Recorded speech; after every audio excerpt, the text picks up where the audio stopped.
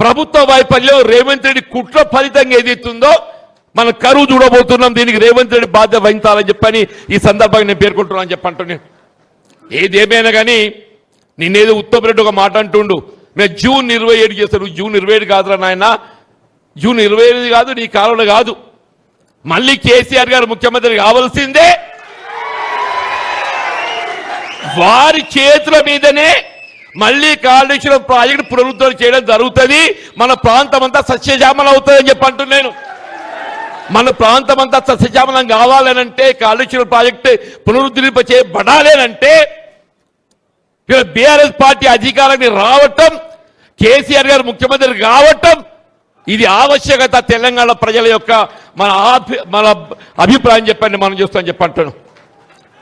వీళ్ళ సాగునీటి ప్రాజెక్టులే కాదే, పండించిన పంటలు గిట్టుబాటు ధర, ప్రొక్యూర్మెంట్. వీళ్ళ ఎమ్మెల్యే రైతులు సంతోషం నాయన. సరే, అప్పుడు ఏదైతుందో ఆశల పల్లెకలు ఊరేగించి బీఆర్ఎస్ ఎంత ఇచ్చిందో అంతకంటే రెట్టింపిస్తా,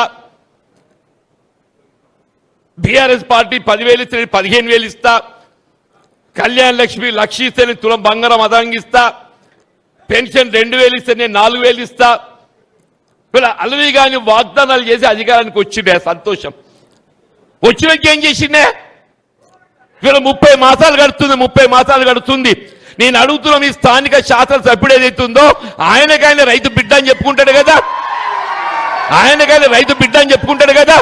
నేను అడుగుతున్నా, వేములవాడ నియోజకవర్గమే కాదు, యావత్ తెలంగాణ రాష్ట్రంలో ఎక్కడైనా అదనపు తూకం లేకుంటే ధాన్యం సేకరణ చేసిన ఉదంతం ఉండి చెప్పని చెప్పండి. 40 కిలోలకు 3 కిలోలు అదనంగా, 17 మాయిశ్చర్ జోగవలసిన ధాన్యం ఏదైతుందో 9-10, 17 మాయిశ్చర్ జోగవలసిన ధాన్యం ఏదైతుందో 9-10, అదనపు తూకంతో 5 కిలోలు పోతే మాయిశ్చర్ 17, 9, 10 వచ్చారు. ఇదొక 5 కిలోలు పోతారా? మొత్తం రైతు ప్రతి క్వింటల్ మీద 10 కిలోలు దగా చేయబడ్డాడు. ప్రతి రైతు అని చెప్పంటు నేను 10 కిలోలు అంటే కిలోకి 24 రూపాయలు. కిలోకి 24, 10 కిలోలకి ఎంత అవుతుందమ్మా? 240 రూపాయలు అయితే 240 రూపాయలు అని చెప్పంటు.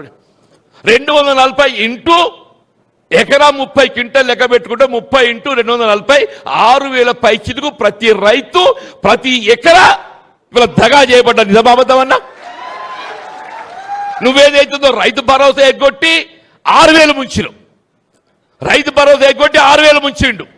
ఉల్టా ఏదైతుందో ఇది 6,000 దోస్తున్నాడు, ఉల్టా ఇది 6,000 దోస్తున్నాడు.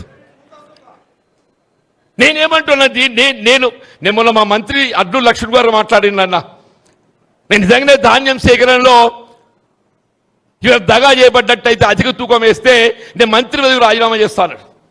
నేను ఒకటి చెప్పాను, ఈ మంత్రి పదవి రాజీనామా అక్కర్లేదు, మీరు ఎంతున్నా ఇంకో 2 ఏళ్ళు ఉంటారు, ఆ 2 ఏళ్ళు ఓపిక పట్టేటువంటి మాకున్నది. ఆ 2 ఏళ్ళు మేము ఓపిక పడతాం, 2 ఏళ్ళు ప్రజాక్షేత్రంలో ప్రజాపక్ష పోరాటం చేస్తాం. కానీ నేను చెప్తున్నా, నేను మీకు అందరికీ తెలియదు కాదు, వీళ్ళ ధాన్యం సేకరణ తర్వాత ధాన్యం ఎక్కడ పోతుంది? రైస్ మిల్ ధర్మకాంటకు పోతుంది. ధర్మకాంట అంటే automatic weighing machine, automatic weighing machine ధర్మకాంటకు పోయిన తర్వాత అక్కడ తూకం వేస్తాడు. ఆ తూకానికి అనుగుణంగా మనకు చెల్లింపు చేయాలి కదా. ఆ తూకానికి అనుగుణంగా మనకు చెల్లింపు చేయకుండా అప్పుడు కడ్డీకి పెడతాడు. అప్పుడు కడ్డీకి పెట్టి మనకు ట్రక్ షీట్ ఇస్తాడు. ట్రక్ షీట్ ఎప్పుడు ఇవ్వాలి? తూకం వేసిన తర్వాత ఏదైతే ఉందో ప్రొక్యూర్మెంట్ సెంటర్ వాళ్ళు ఏదైతే నిర్వాహకులు ఉంటారో వాళ్ళు అప్పుడు ట్రక్ షీట్ ఇవ్వాలి.